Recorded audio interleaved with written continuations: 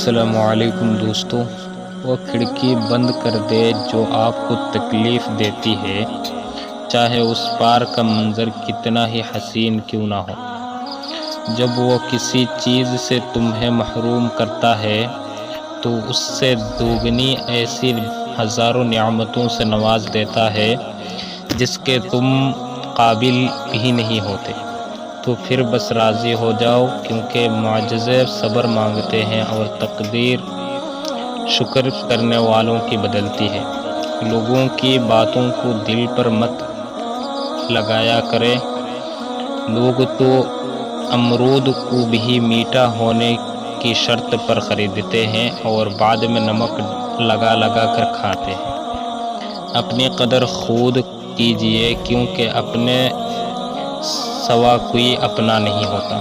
السلام علیکم۔